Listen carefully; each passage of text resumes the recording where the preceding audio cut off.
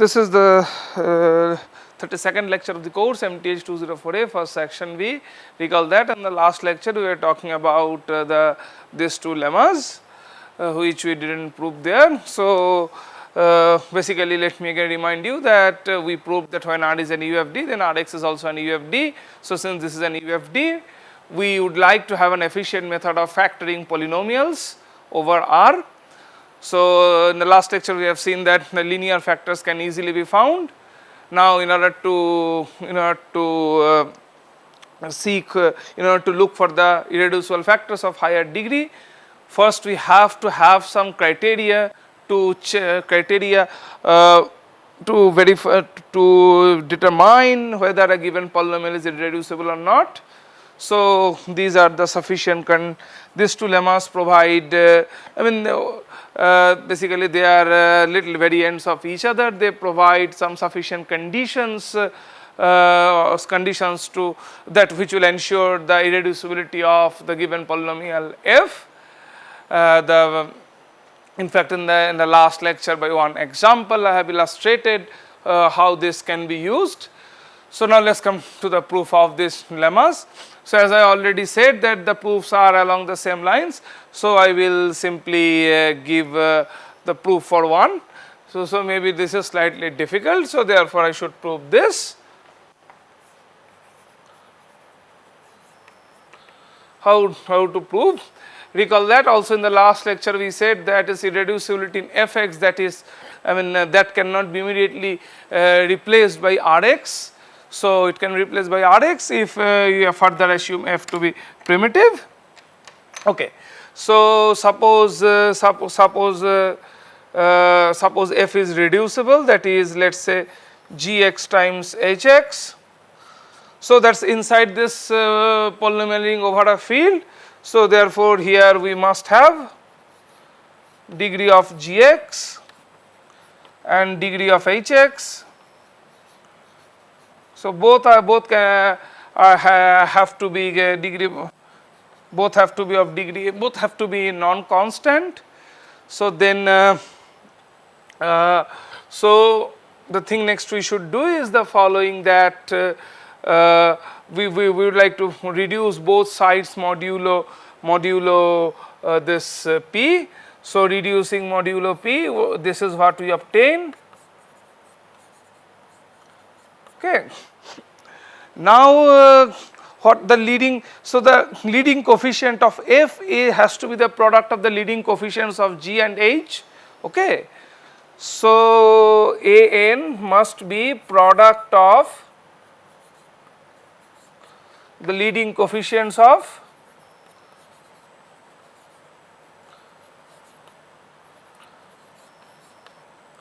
g and h.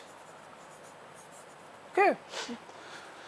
Now, since p does not divide an and p is a prime, so p cannot divide any of the leading coefficients of f and g. Therefore, since p does not divide the leading coefficient of g and same for h, so the degree of g prime g bar is same as degree of g, and degree of h bar is same as degree of g bar is degree of g, and of course degree of h bar. Okay. And therefore, you see that the both are the non-constant polynomials. So, this is where this, so now everything is over this phi integral domain, and you do have two non-constant polynomials. So, non-constant polynomials cannot be unit in an integral domain. So, this gives a proper factorization of f. Okay. So, I just need to make one more amendment, not an amendment, a little change. So, this factorization is over fx. So, there is a little gap, let me fill that up. So, if fx equals to gx times hx, so both g and h, they have coefficients in f. So, what is f? Every element of f can be written like this, right? where A and B they lie in R and B non-zero, So therefore, like earlier, we can clear out the denominators and then take out the GCD from each of this GCD of the coefficients of each of I mean both G and H after clearing denominators. So therefore, that means we can write these things as follows. Okay. Where now G prime and H prime both are actually having coefficients over R.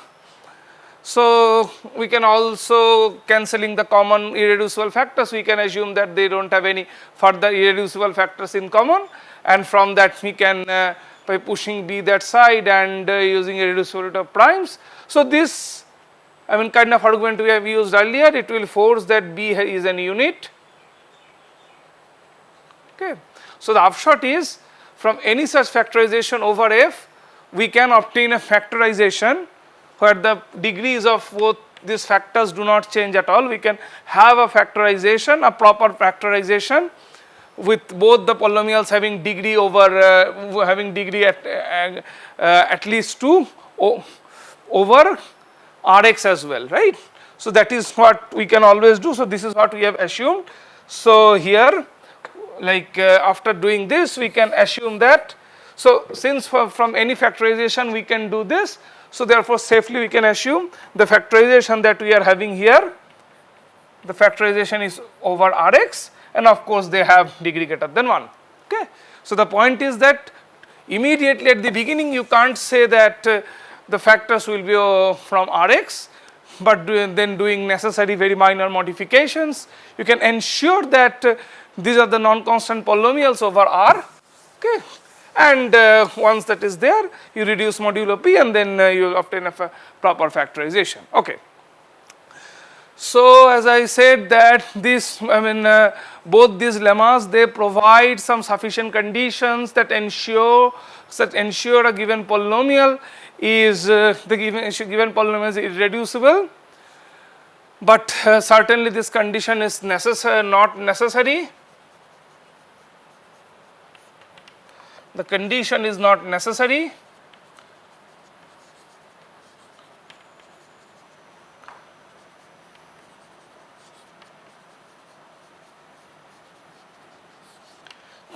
I should give you an example. So this is I would like to leave you as an exercise.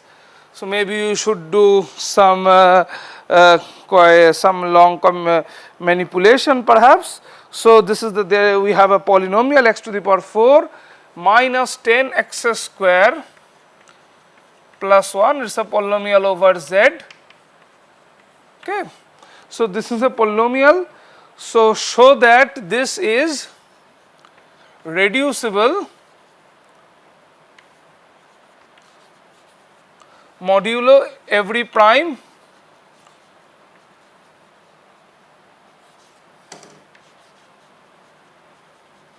Okay, so what I mean is, if you reduce this polynomial to z modulo pz for any prime p, this is going to be reduced, so the residue is going to be reducible. However, one can also show that this polynomial is irreducible. So let me put this. So exercise, this is reducible modulo every prime, but itself irreducible.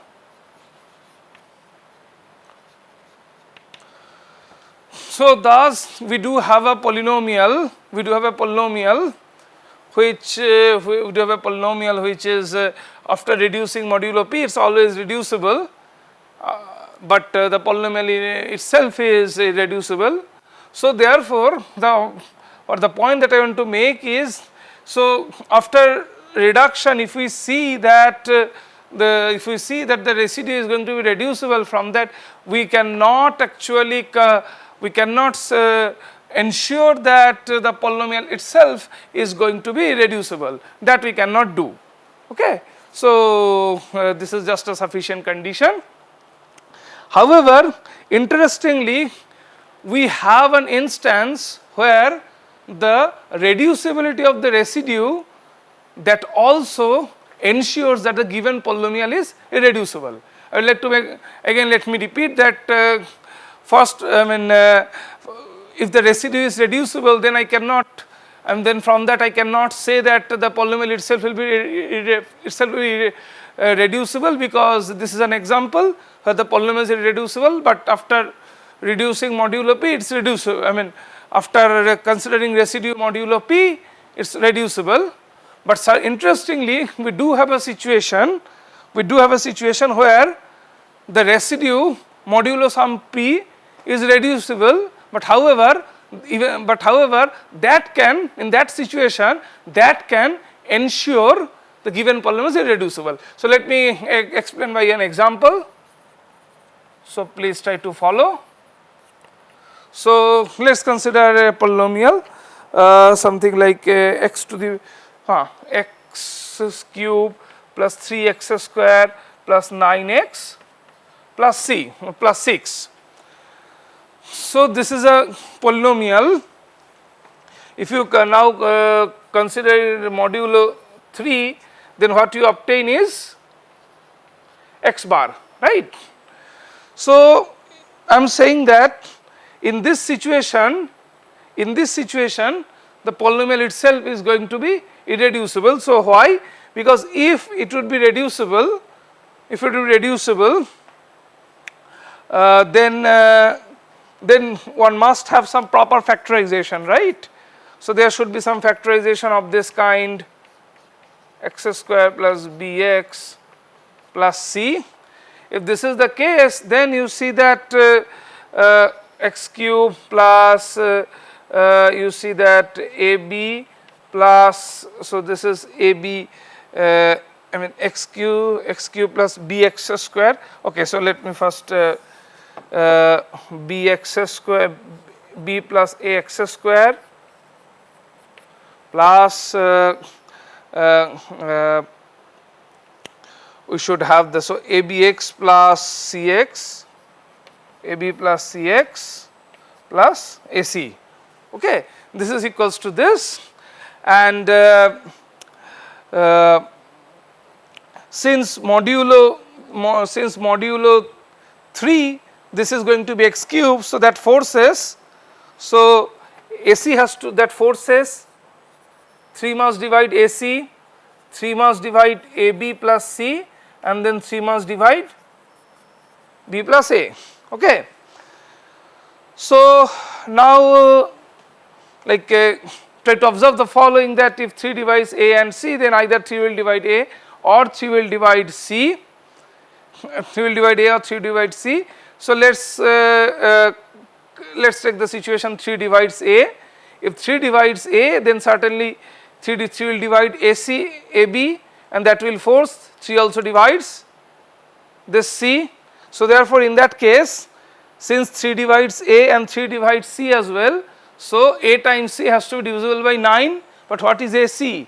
AC is the constant term, so that is a contradiction. Okay. So in this example, though the residue is very reducible, even that ensures that the given polynomial is irreducible. Okay, maybe another case is left, that if 3 divides C, so if 3 divides C, then also you will have same kind of issues. You may simply work out. So if 3 divides C, okay, so before that, okay, I think the better way is the following. We reduce both sides modulo 3. So then this will reduce to x cube, and this will reduce to x plus a bar times this times the residue of this. Okay. So this is over the field x cube. So therefore, as linear factors, it has to be, so this irreducible factors of these two, because it's a over a field, right.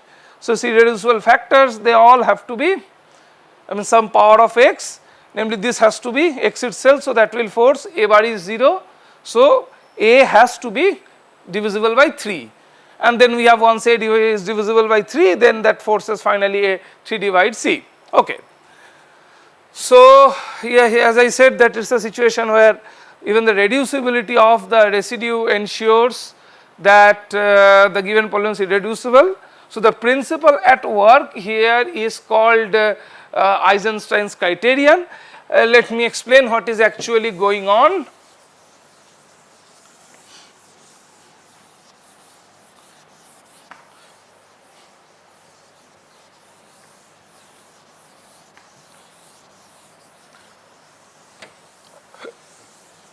So, let as expected R and UFD, and suppose you are having a polynomial which looks like this. Okay. So, a polynomial which looks like this, and let us say n not equal to 0, and also assume that fx is gx times hx, where let us say both gx and hx are over R, because you know that we have already seen if it is over F, then we can do the necessary modifications to bring them over R, and furthermore degree of gx and degree of hx both are greater than 1. So, let us write gx as this, that br x to the power r br minus 1x b1x plus b naught and cs x to the power s c1x plus c naught. Okay. By assumption both r and s are greater than 1. So, in that case, what are the so since f equals to fx equals to gx times hx, then from that what will follow? So, it will immediately follow that first of all b naught times c naught plus b1 c naught plus c1 b naught times x. Similarly, something for x square. So, b2 c naught plus b1 c1, yeah, and then so b2 c naught b1 c1 and then b naught c2 x square, so on and so forth, and finally we arrive at br cs x to the power r plus s, which is n. Okay. So, this is we must have as fx.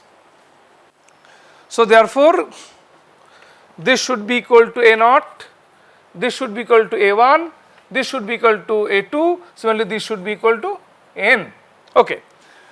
So, let p be a prime that does not divide the leading coefficient. For example, here 3 was such a prime. So, if p is a prime that does not divide, so p is a prime element, p is a prime in R such that p does not divide n.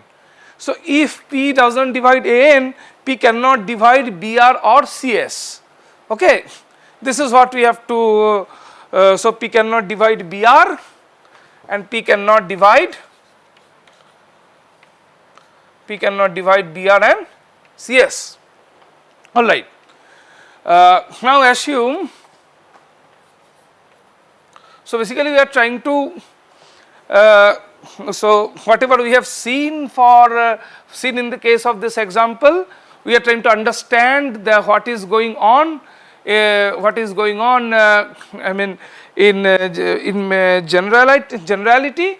That is why we are dealing with, let us say, two general polynomials, just to understand. As I said, our aim is to just understand what is going on.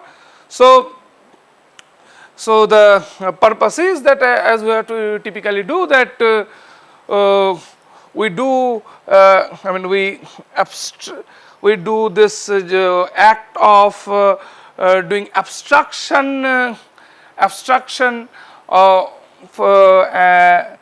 mean from this concrete example we do this act, and then we try to see what actually goes in the generality. So therefore so what's the point here? So you see that we have we have this prime 3 that divides all these coefficients.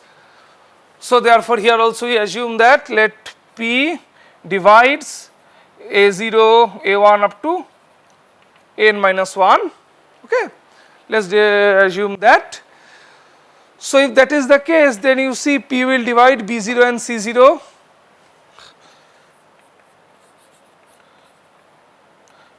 B0 or C0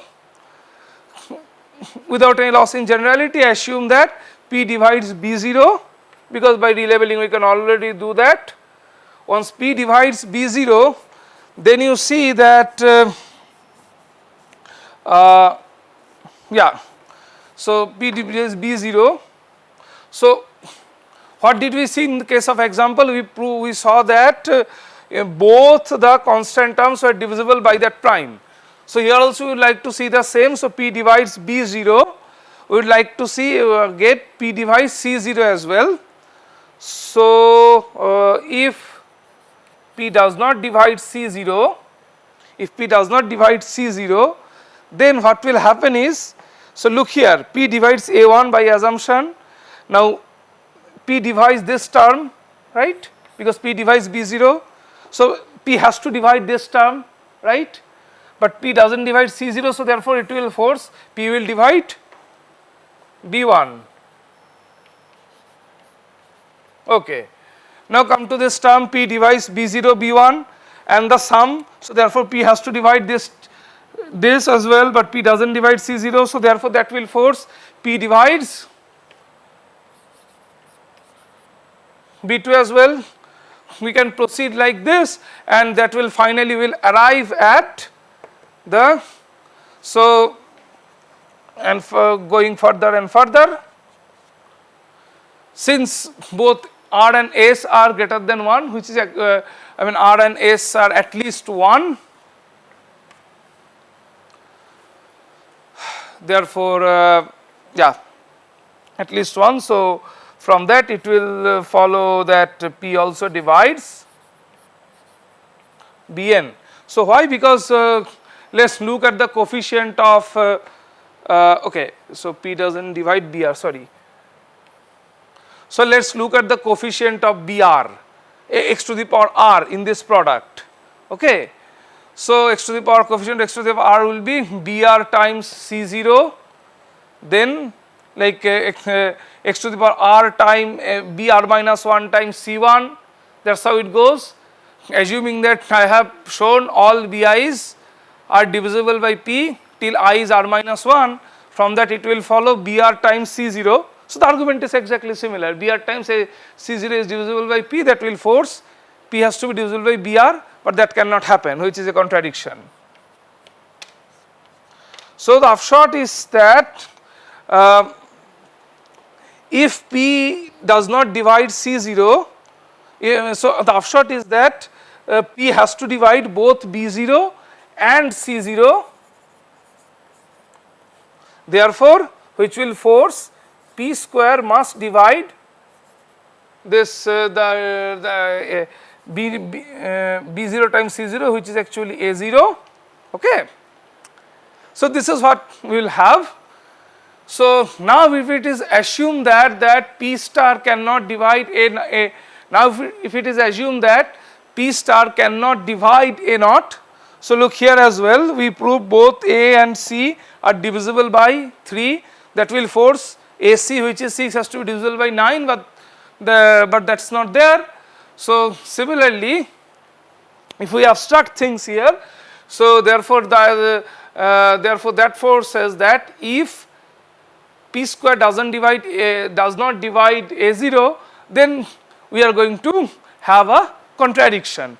So contradicts to what? Contradicts to the contradicts to the existence of such a factorization.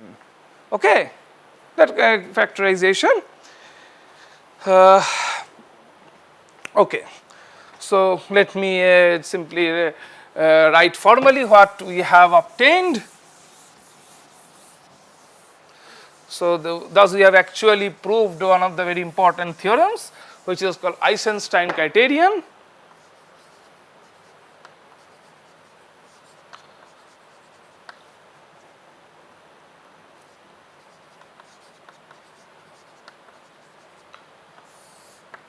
So, as expected, R is an UFD, R is an UFD if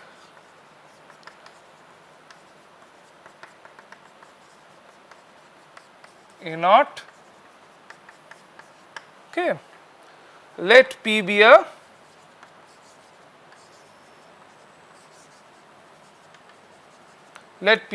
prime in R such that one has the following, that P does not divide An, but P divides all the other coefficients.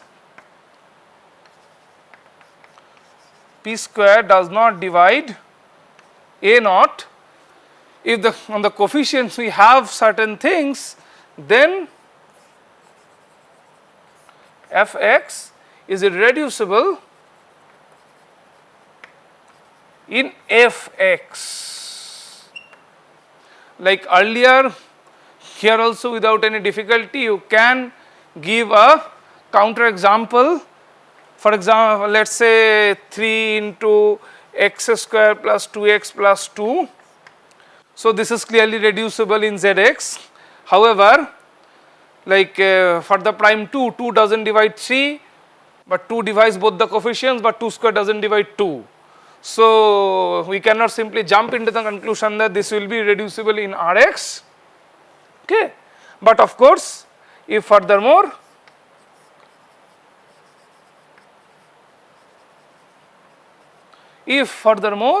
f is primitive, then there is no issue. Then okay, I should uniform. Then Fx is irreducible in Rx, okay. So, in fact, we have basically proved. Still, I would like to review the proof once again. So, if this is not if Fx is reducible in capital in the script Fx, then there will be a factorization of f where both the factors have degree at least 1. Then, as we have done earlier, the very common trick, we cleared out the denominators and then take out the GCD of the coefficients from each of these factors, and after that we obtain a proper factorization of f over R itself, where the degrees do not change, okay. And so, therefore, we will be at this position. Then we saw that if this is the case, then P square must divide A naught, but which that is forbidden by means of this assumption. So, therefore, the factorization here cannot exist, okay. So, basically like understanding what is going on from the example, and then we further abstract that. Thus, we have obtained this very important theorem, which is called Eisenstein Criteria. I would like to give let us say 1 or 2 examples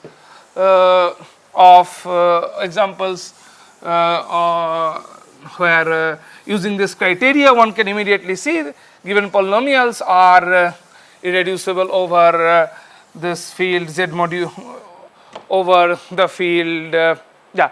So, yes, I will have to give some examples where using this criteria you can show that the given polynomial is irreducible.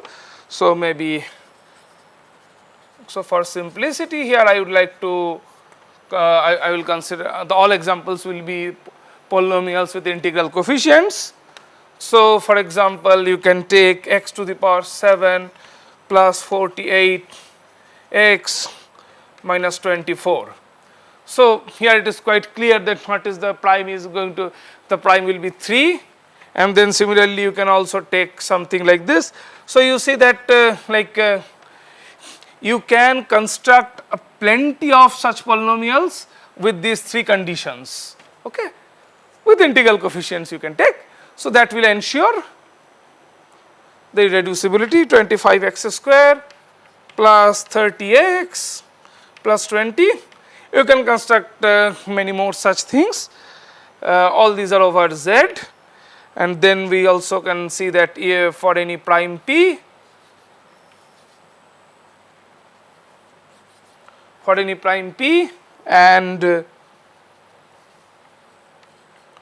and this x to the power n minus p, this is also irreducible. So all are over z.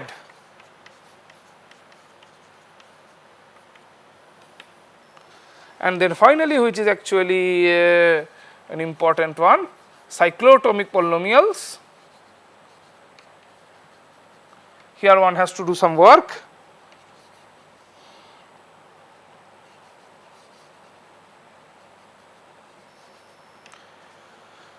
So how to deal with cycloatomic polynomials?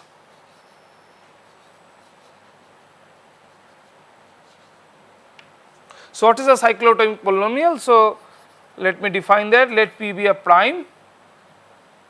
So the pth cycloatomic polynomial denoted by this is the following polynomial x to the power p minus 1 by x minus 1.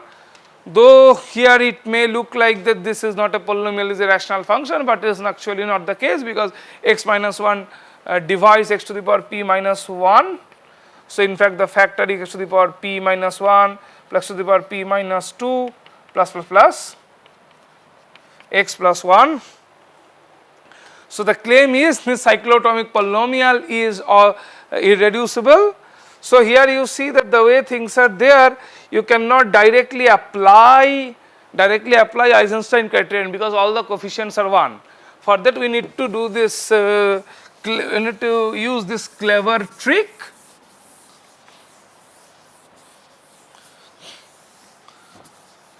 So we will apply this substitution. Okay, let this be, let's define fx by this. So basically I have already shown you that this kind of substitutions that actually gives an automorphism of the ring. Okay, an automorphism preserves irreducible elements. So therefore if I can now show that this is irreducible, then that will force f is also irreducible. So again let me tell you what I am doing. So it can be easily shown that we do have a there is an automorphism. So the automorphism sending each r in R to R itself and x to x plus 1. So this homomorph, okay, so I should be perhaps much more clear. So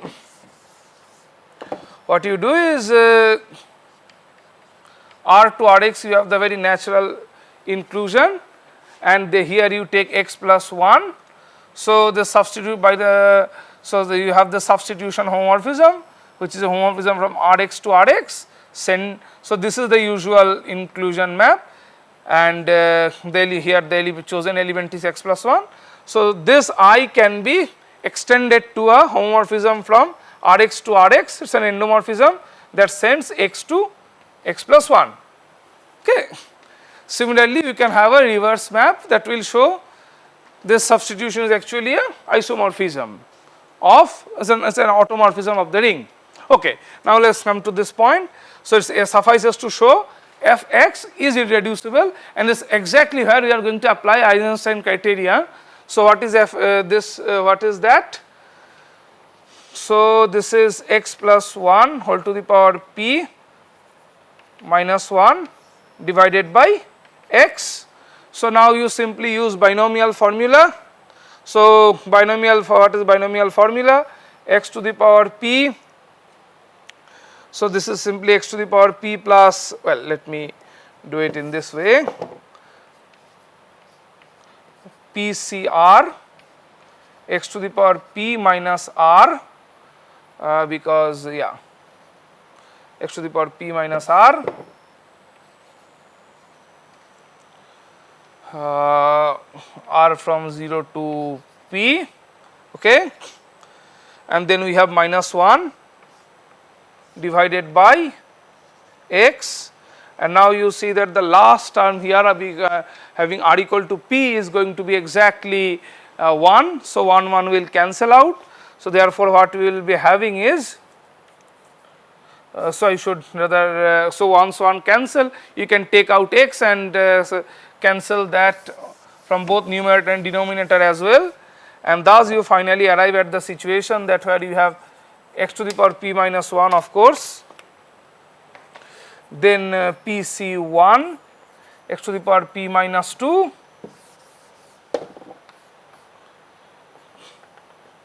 okay, and finally you will arrive at, because the term which equal to p equal to r has been already cancelled. So, this is going to be your so p to p minus 1, it was x and it's got cancelled. So, so this is going to be the polynomial. Now, the rest is simply something that this PCR. So, once r is less than p, so once r is less than greater than 0 and less than p, then what about PCR? So, this is basically p into p minus 1 into p minus r plus 1 divided by r factorial, and it is easy to, from here it follows easily that p divides PCR, okay, because I mean though this requires a formal proof for so I mean I am just leaving it as an exercise, that is an easy exercise, that from here it follows p divides PCR. So, therefore, all the coefficients are divisible by p, but this is simply p into p minus 1 by 2, right, p into p minus 1 by 2, and that is easily shown that it is not divisible by p square. So, therefore, by Eisenstein's criterion this is irreducible, that results in the irreducibility of phi p. Okay. All right. So, thus we have given some standard applications of this Eisenstein's criterion. Before we move ahead, I would like to make one maybe one remark. So, recall that the way we have proved this Eisenstein criteria, we can also argue it in a slightly different way. So, to begin with, we can reduce f. So, like an alternative proof. So, usually some of these proofs are available in most of these textbooks. So, if this is irreducible, then we do have such a factorization, we can assume both of them having coefficients over r. Okay. Now, you simply reduce both x f bar x, which will be g bar x times h bar x, as I have done earlier. And what is this? This is simply now a n bar x to the power n. Okay. So, this is over this integral domain. All right. So, now what like from here what you would like to conclude is the following, that so since both of them are dividing this monomial, you would like to have that these are also monomials. So, once these are monomials, that means apart from the leading term all the other coefficients are divisible by p, and that will result in that the constant term. So, the constant term, so since all the other coefficients apart from the leading terms are divisible by 3, so therefore, that will force that the constant term of the right hand side will be divisible by p square, which is actually the point of contradiction. So, all that you need is from here you want to conclude that this each factor is monomial. In fact, that holds over any general ring. So, maybe we can put that as a lemma. So, if you want to prove Eisenstein criteria in this way, then you have to first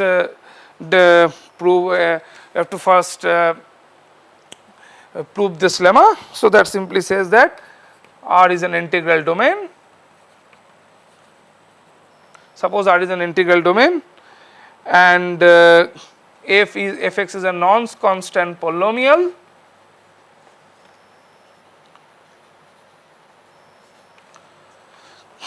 Now if fx divides a monomial, fx divides a monomial, then fx itself is a monomial.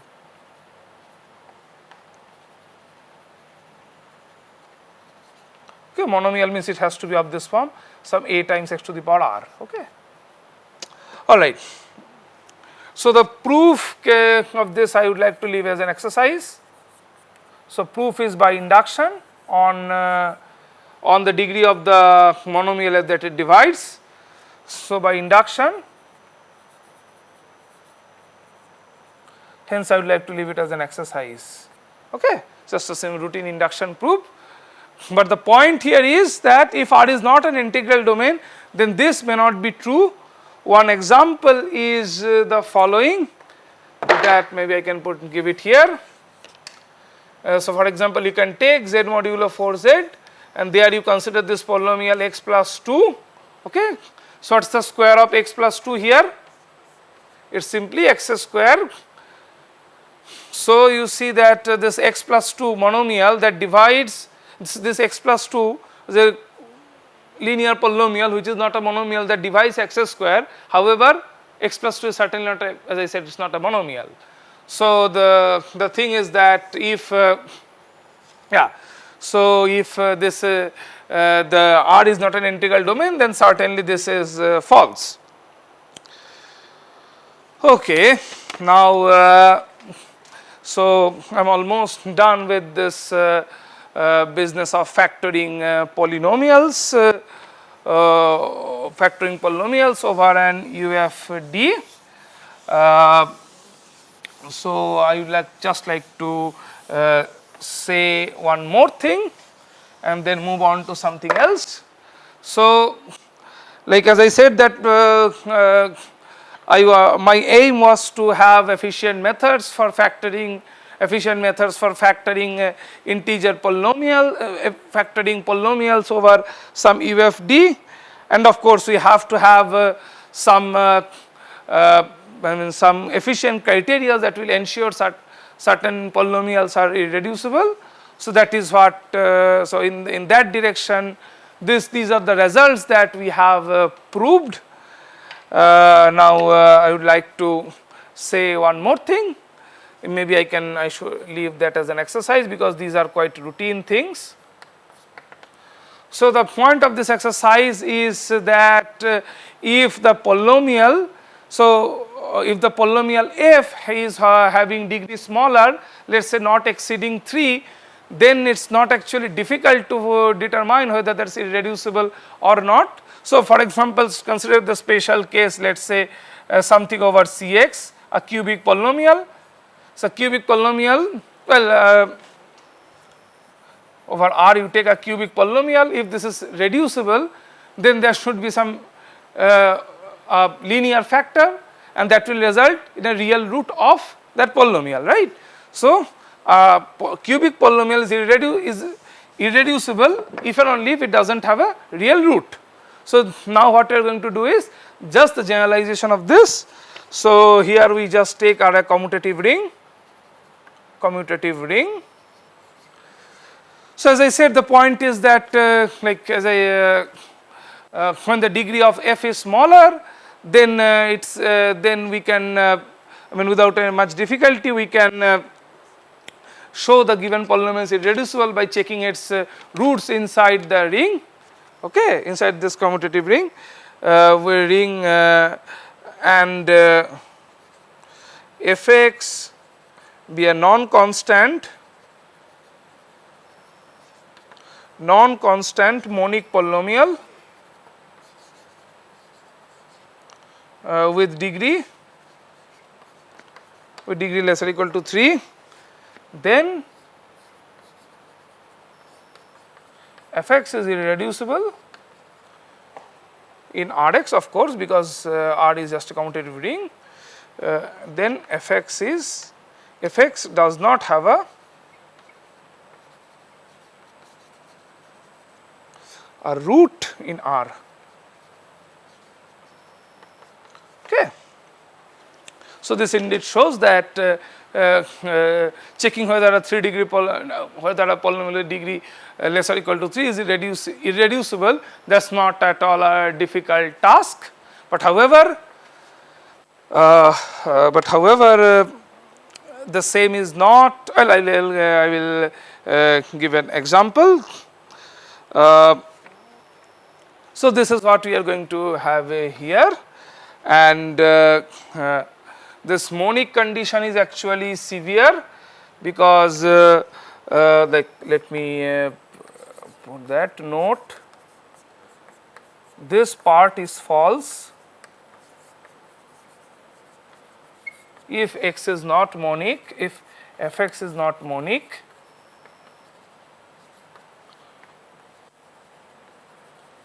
For example, you can simply take this polynomial 2x minus 1 times x square plus x plus 1. This is certainly reducible over Zx, okay. But however, this is certainly reducible, however, it does not have any integer root, okay. Yeah. So, as I said a few minutes back, that the situation is not so simple. In fact, I mean, situation is not so simple. In fact, it's rather very difficult if the degree is high. For example, if degree is 4, then certainly we see the following.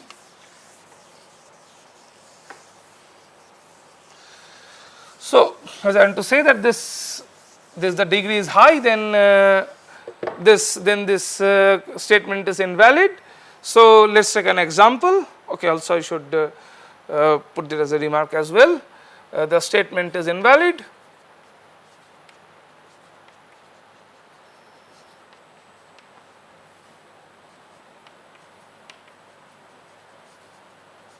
Invalid if degree of Fx is 4. Well, I can give you an example, x square plus 1 times x square plus 2 belonging to Zx, okay. So, here you see that this is reducible, however, it is not, the polynomial does not have a integral root, okay. Fine. I think thus we have enough done, thus we have done enough of this factoring business. First we saw that the linear factors can be found easily. Then we have some sufficient conditions that ensures the irreducibility of a given polynomial, and the very most important thing is this is Eisenstein criteria, which ensures even if the residue is reducible, still the polynomial will be irreducible. And yeah, and then at the end we see that for polynomials having a smaller degree, then the checking whether that is to check whether it is irreducible or not, that is not actually, that's actually a relatively easy task, okay. So, I think it is enough of factoring. Now we should move on to something else. The next thing that I would like to discuss maybe for the rest of this lecture and some portion of the next lecture is the primes in the ring of Gaussian integers. So, we usually call them Gauss primes.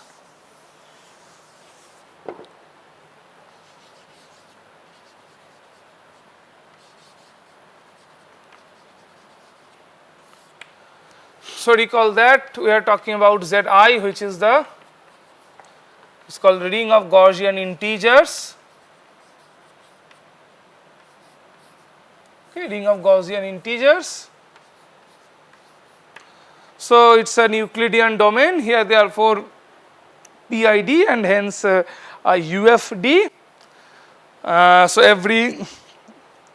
thus every non-zero non-unit Gaussian integer can be factored into a product of primes. Okay. So therefore, product of primes, of course,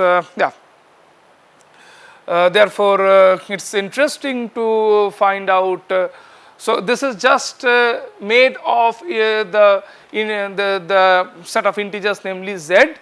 So we would like to see the primes of this Gaussian ring. In particular, we would like to see that how the prime integers, that the primes in z, whether they remain prime in this zi or not. Those things, those very natural questions we will deal with now. So before that, first observe the units here. Units of this are simply plus minus 1 and plus minus I, that you can immediately see. Okay. So now let's come to the main question, that what about the primes in this ring? So the first, let's take that let pi be a Gaussian prime, we sample Gauss prime. Okay, and pi bar is its complex conjugate. So therefore, if pi is so assume this is a plus ib. So therefore, pi into pi bar is nothing but a square plus b square. This is of course a positive integer, right? This is of course a positive integer.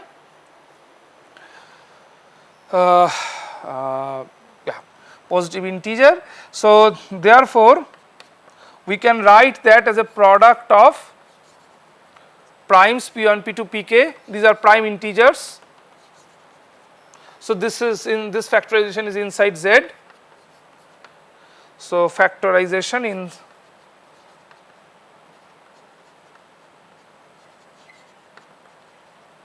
in z. Okay. So the same factorization also remains valid in the same factorization also remains valid in zi as well. However, there it need not be the factorization into irreducibles, because I don't know whether whether given pi, a prime integer pi is going to be prime in the bigger ring, that I don't know. It might admit some factorization. Okay. So therefore, what we do is consider this inside zi.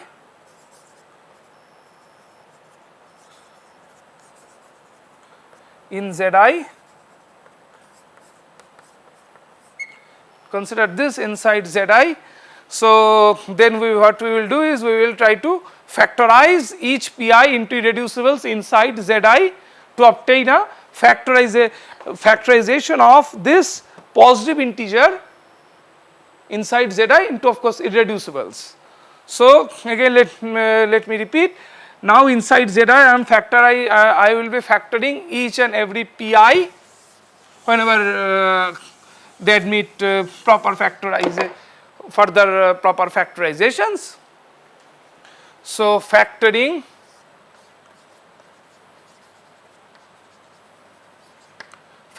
every pi in zi. Okay. So thus we obtain a factorization of pi bar into irreducibles. Okay. So please try to understand, if some pi, if it happens to be a prime in zi, then we will leave it, and if it is not, then we will factorize that into a product of primes inside zi. Now by assumption this is a Gauss prime, and if this is a Gauss prime easily one can see, one can see this is also a Gauss prime.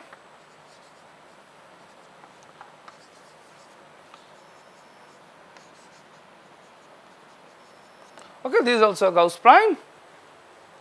So on the left hand side you have certain primes. On the right hand side you have the product of 2 primes, and of course pi and pi and pi bar, they are not going to be well, so like when are they associates pi and pi bar. So the only thing is if pi bar is either minus pi or I pi or minus I pi. Okay. So when does that possibility occur? So like A plus IB, okay, I think right now I do not need that, let us see. So the thing is here we have only two primes are occurring here. So that means the number of primes that should occur on the right hand side must be 2. Okay. So that force says here k can be at most 2, because from each pi at least each pi will contribute at least one Gauss prime. Okay. So this force says this k is at most 2. So therefore that is either pi prime is a prime in Z,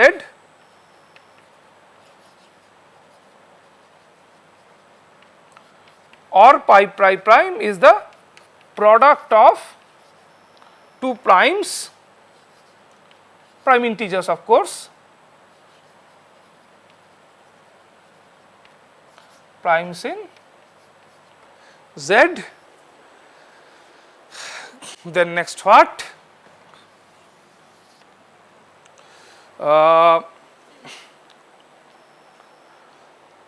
So like okay, so that means one of them must be an associate of pi.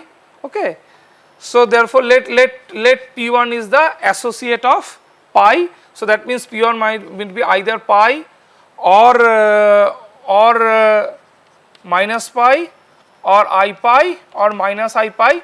That is pi must be either P1 or minus P1 or I P1 or minus I P1. Okay. Right. And if this is the case, then pi bar must be in consecutive respectively, pi bar must be this minus I P1 or I P1. So hence pi into pi prime will be simply p square, right, because I into minus I, that will be 1. Okay. So thus what we have seen, that if pi is a Gaussian prime, then the product of pi with its complex conjugate is either a prime integer or it is the square of a prime integer. So I should simply write down here, and maybe with that I will finish, because some more things are to be said. Then either pi prime is a prime in Z or a square or the square of a prime integer.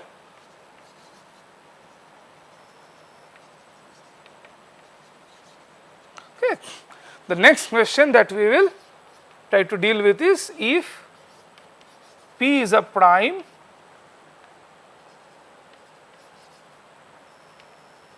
if this is a prime, then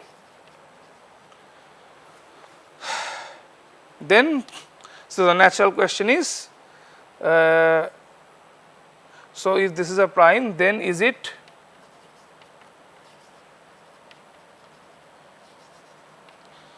to that P is also a prime?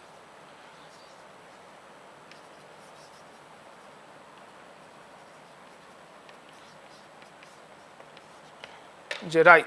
Okay. So this is a question we are leaving right. In the next lecture we will be dealing with that and go beyond. Okay. So I think this is what is enough for this lecture, and with that I will finish this lecture.